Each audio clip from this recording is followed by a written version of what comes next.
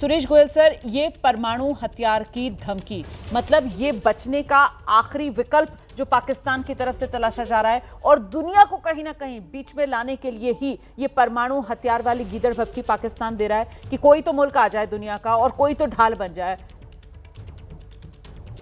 माना देखिए, मैं एक डिप्लोमेट हूँ, मैं स्ट्रेटेजी की बात करता हूँ जी। मैं कोई मीडिया का नहीं हूँ, तो इसलिए आप मेरी बात को जरा गौर से सुनिएगा।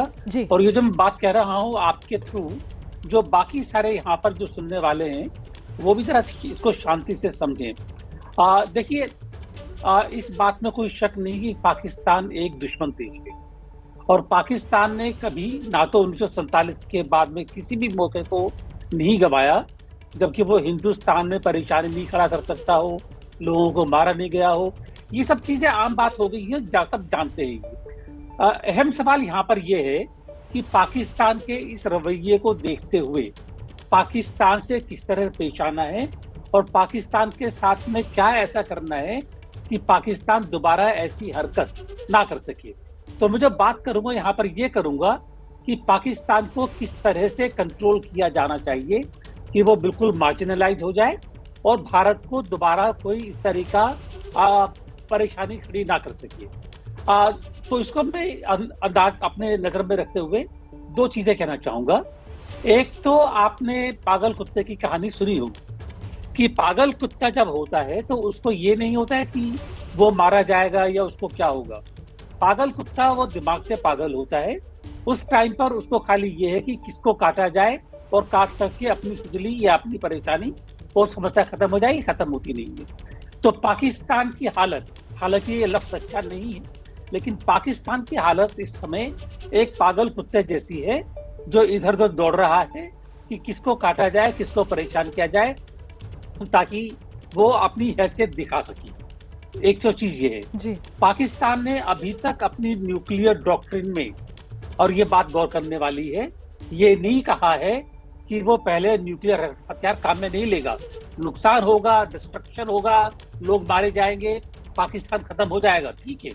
लेकिन पाकिस्तान इस हद तक जा सकता है, मैं जानता हूं पाकिस्तान इस हद तक जा सकता है कि वो अपनी परेशानी को खत्म करने के लिए बिना कुछ सोचे समझे ऐसे कदम उठा सकता है जो पूरी दुनिया के लिए घातक प्रूव हो कर सकता है ये। और हमें इस बात को ध्यान में रखना होगा कि अगर ये कर सकता है तो ऐसा क्या किया जाए कि वो इस नौबत तक ना आए।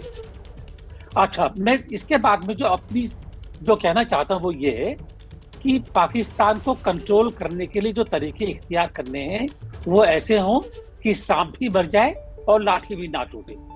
आपने पहले के जो वॉर स्ट्रेटेजीज हुआ करती थी कि आपने किले की घेराबंदी कर ली, खाना पीना नहीं पहुंच रहा है, सिपाही लड़ नहीं सकते हैं, कहीं बाहर नहीं जा सकते हैं, तो कई तरह की स्ट्रेटेजीज हुआ करती थी।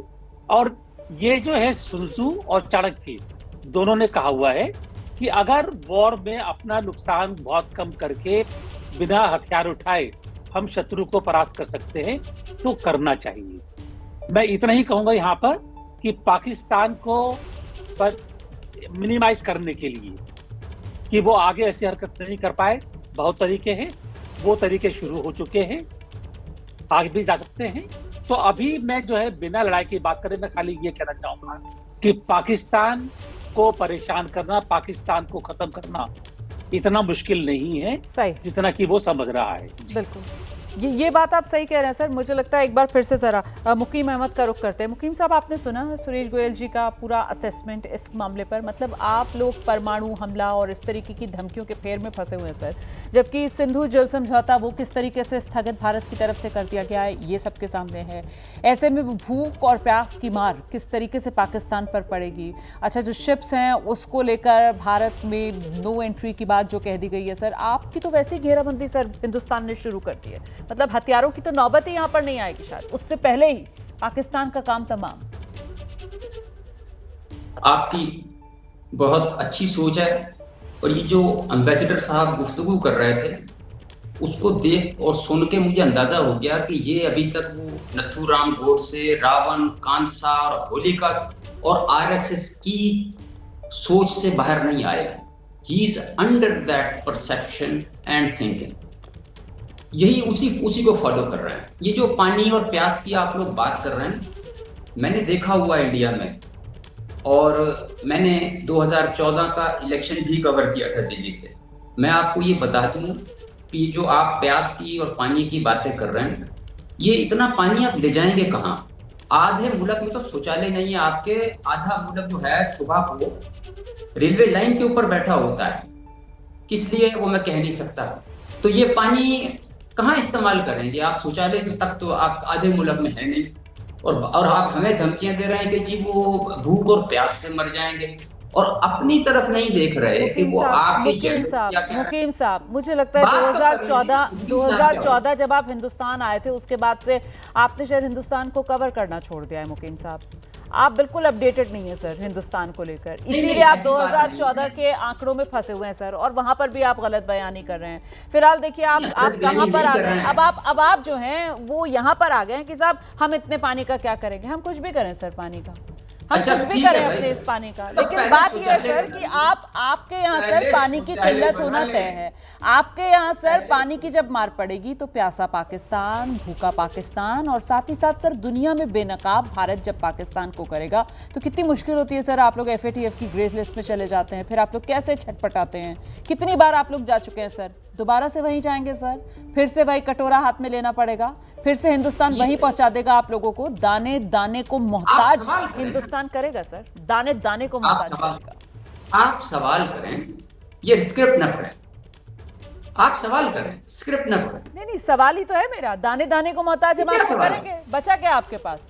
खत्म पाकिस्तान, बचने की कोई राह है नहीं ना आपके पास, कैसे बचेंगे? मुझे बताइए, आप 22 तारीख से ये प्रोग्राम ही कर रही हैं इसी बात पे, और हमें ये बता रहा है कि हम बड़े काबिल हैं, हम बड़े टेक्नोलॉजी में आगे हैं, हमारा डिफेंस बड़ा मजबूत है, हम खा जाएंगे। ओ भैया, हम तो इंतजार कर रहे हैं। यहाँ हम गाय काट काट के उसके कबाब बना रहे हैं सुबह शाम और खा रहे हैं कि आओ और करो मुकाबला, मगर कोई नहीं आ रहा। कितनी जहरीली सर आपकी मानसिकता है, कितनी जहरीली आपकी मानसिकता है। और देखिए बिल्कुल जहरीली हो गई। मतलब आपने अभी ये जो बात कही है सर, ये सिर्फ और सिर्फ हिंदुस्तानियों की भावनाओं को आहत करने के लिए। आप जैसे लोग हैं सर, आप जैसे लोग हैं सर जो इंसानियत के दुश्मन लोग हैं सर, आप जैसे लोग हैं सर जो लोगों में सर वैमनस्य और द्वेष फैलाने का काम करते हैं। मतलब आप एक पाकिस्तानी और आप यहाँ पर हिंदुस्तान के चैनल पर बैठकर ये जिस तरीके की आपने अभी गंदी भद्दी घटिया बात की है सर, मतलब शर्मिंदगी हो रही है, शर्मिंदगी हो रही है सर मुझे। मतलब इससे ज्यादा गिरी हुई नीच बात आप कर नहीं सकते थे सर। सर तैयारी हमारे यहाँ भी, मैं तो कह सकती हूँ कि आपके लिए भी, आपको खास खाने खिलाने की तैयारी हिंदुस्तान भी करेगा। जब बेड़ियों में पकड़कर आपके यहाँ के लोगों को हिंदुस्तान में लाया जाएगा तो उनके मुंह में भी क्या क्या ठूसा जाएगा सर, फिर उसकी तैयारी आप भी रखिएगा। मैं नहीं गिरना चाहती हूँ सर, आपके स्तर पर मैं जाकर गिरकर बात नहीं करना चाहती हूँ, पर बहुत घटिया बात की आपने, नीच बात की है सर आपने, मुझे कहना पड़ेगा। आप हिंदुस्तानियों की भावनाओं के साथ खेल रहे हैं। मैं सवाल कैसे करूं?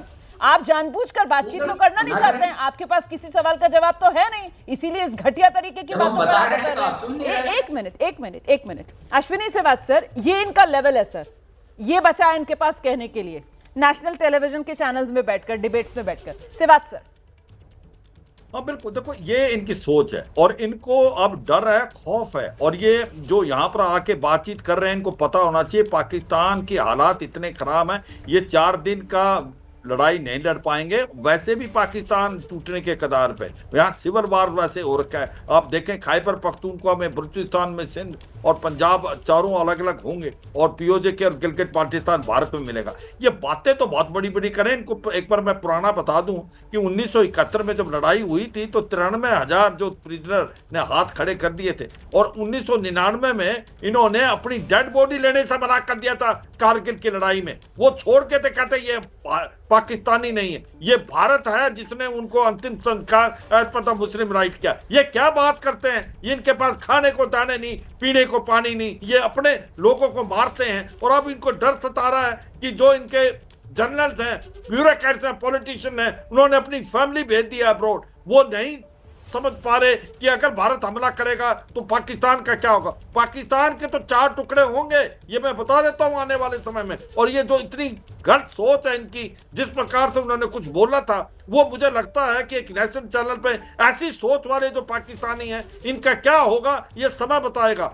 मगर भारत एक काइनेटिक अटैक करेगा, हमला करेगा, कब और कहां और कैसे वो इनको पता चलेगा, मगर ये रुक नहीं पाएंगे, ये हाथ खड़े कर देंगे। आज कोर कमांडर जो हैं आसिम मुनीर से पूछ रहे हैं कि ये जो तुमने कराया है, जो आतंकवादी हमला कश्मीर में, ये किससे पूछ के कराया? क्या आपने अपनी खौफ में है पाकिस्तान और डर डर कर मरने की कगार पर इस वक्त पाकिस्तान खड़ा हुआ नजर आ रहा है। बहुत शुक्रिया सर आप सभी का हमारे साथ जुड़ने के लिए।